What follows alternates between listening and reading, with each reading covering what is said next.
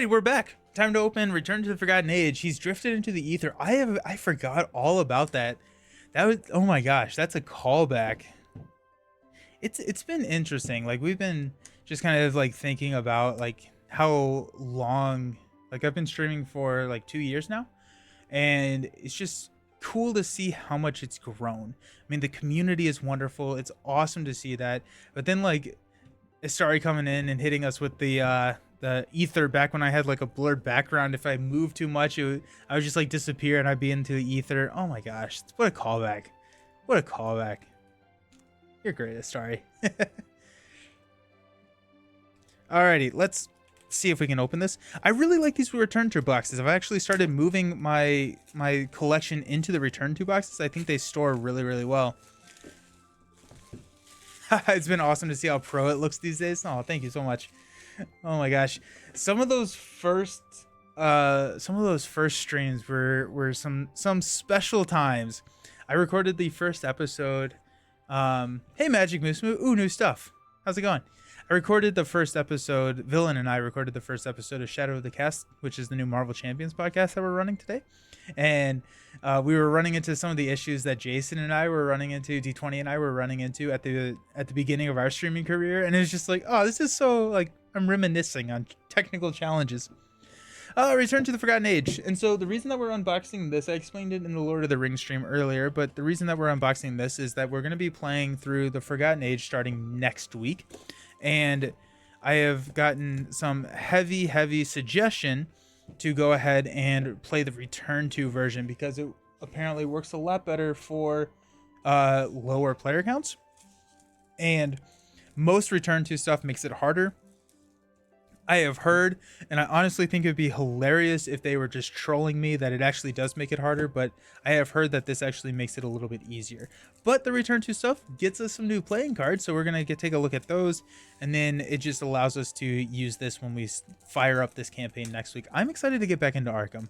It's been a while. I took a little bit of a break during the summer from Arkham just because how chaotic it has been with travel and stuff, but a lot of that is slowing back down. And so it's time for some new Arkham stuff. There's not a ton of new cards in here, but they're all fun. I'm curious on what I'm gonna play. I want to play a rogue. I'm gonna play a rogue in the new. I played a rogue last time, but I felt like I played a seeker with Pepperjack. I may play a guardian, not a guardian, a survivor, because I haven't played a survivor multi-handed yet, so that'll be fun. Okay, first up we got Blood Eclipse. What a horrific card! Oh my gosh! Yikes! Jeez. Level 1 card. As an additional cost to play Blood Eclipse, take 2 damage. This attack uses Brainless at a fight. You get +2 and it deals +2 damage. That's pretty nifty. I kind of like it. I'm kind of into that. That's fun. Interesting. Huh. Okay. We got Survival Knife. 2 cost 2 level 2 fight. You get +2 fight for this attack. When an enemy attacks you during the enemy phase, before resolving that attack, exhaust Survival Knife, fight. This attack targets the attacking enemy, gets +2 and deal +1. Oh, that's sick. That's really, really cool. So when an enemy attacks you, before resolving that attack, so you can take out the enemy before it actually attacks you. Oh, I like that. That's a lot of fun. So you could use it as the preemptive fight for the +2, or you could use it as the reaction. I don't know why you would ever use it for the preemptive unless it has like a when an enemy attacks like negative effect. That's sick. That is really, really fun. I like that card a lot. Okay. Next up we got Truth from Fiction. Place 2 secrets among assets controlled by investigators at your locations, or 3 secrets if there is a clue on your location. Awesome. So the secrets are effectively charges on a couple of the cards. So that's going to be really nice for specific decks. Ancient Stone. You can only include this asset in your deck by upgrading it from Ancient Stone unidentified, and only if you have, quote, identified the stone in your campaign log. I like these cards. I like the design of these cards. I don't know what the Ancient Stone is. I assume that's probably in the Forgotten Age, but who knows? It comes in with X secrets, where X is the number in parentheses next to you have identified the stone. Okay, that's a cool mechanic as well. When you draw any number of cards, spin that many secrets, move that many times. Oh, that's sick. Oh, that's a 4. That's a upgraded 4. When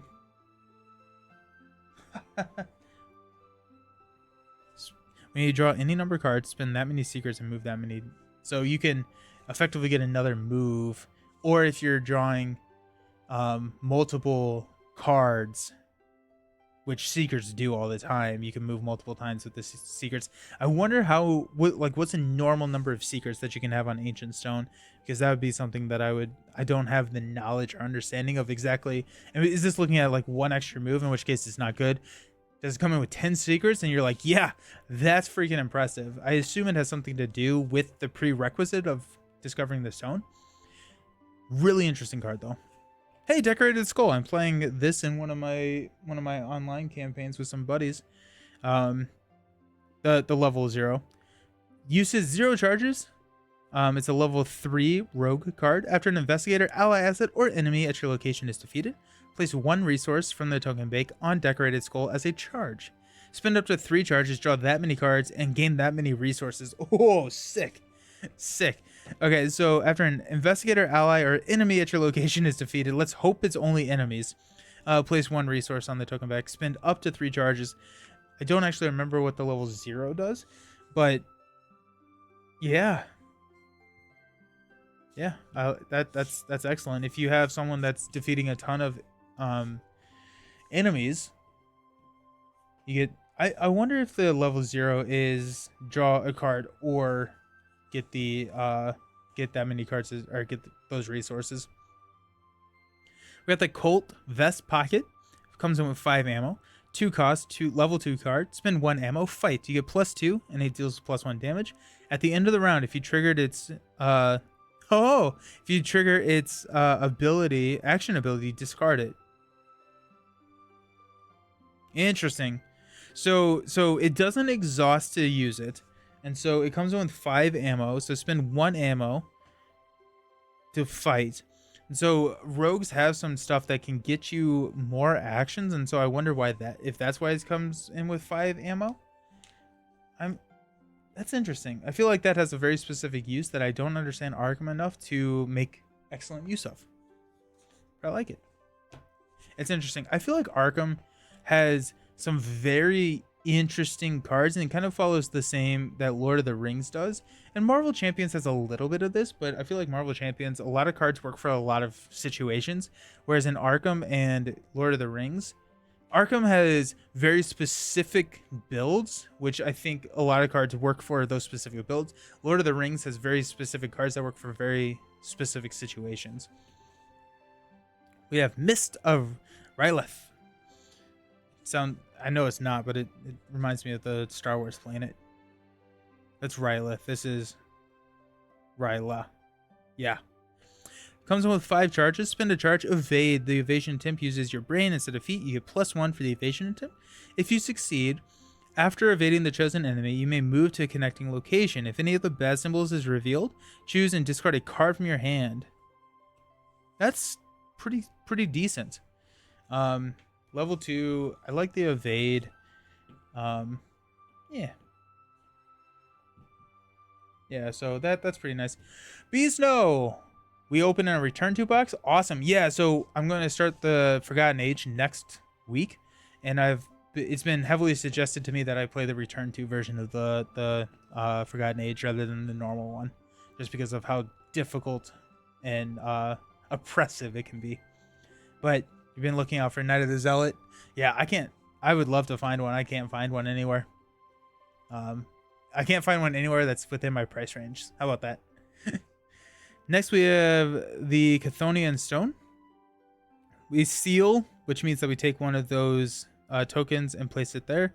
Use 3 charges. If it has no charges, return it to your hand. After you reveal a autofail symbol during a skill test, remove 1 charge from the stone. That's interesting that it comes back to your hand, right? You get to play it, then you get to seal one of those tokens on here, which is whatever is going to be the worst effect, and then you get it out of the bag until you have 3 auto fails. And it's after you reveal. It's not even a ally or anything or another teammate. And then if it has no charges, it comes back to your hand instead of getting discarded. That's interesting. Now it takes up a hand slot, which is a coveted slot. Not necessarily as much for Mystics, but it is still a slot that I don't see myself wanting to give up that much. But we got Alter Fate. This is our first Survivor card. I think I will play Survivor. I really want to play Survivor. Choose and discard from play a non-weakness treachery that is not attached to an elite enemy. That seems like a lot of a lot of caveats, but seems like a good card because there are some nasty things that are attached to like locations. Yeah. Non-weakness treachery. Yeah, so some of those locations and stuff like that. Got On Your Own, exceptional, permanent. So this is going to cost us 6 to add to our deck. Your investor gains deck building restrictions. No assets that take up an ally slot. So we cannot have allies. When you play a Survivor event, exhaust On Your Own. Reduce that event's cost by 2. Oh, I want to play that so bad. Oh.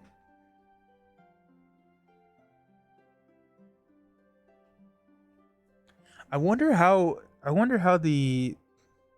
the distribution of money is in the Forgotten Age, because if I could hit this on like turn after game 2, that would be a lot of fun. And, you know, it makes Altered Fate cost 1. That seems like a lot of fun to play. I may look into trying to run that On Your Own. That seems really fun. Got our weaknesses. Boo, weaknesses. We got Backpack. After Backpack enters play, search the top 12 cards of your deck for 3 non-weakness item or supply cards and attach them face down to Backpack. Shuffle your deck. Cards attached to Backpack may be played as if they were in your hand. If there are no cards attached to Backpack, discard it. Very, very cool. Takes up a body slot, which is fine. You can play around that.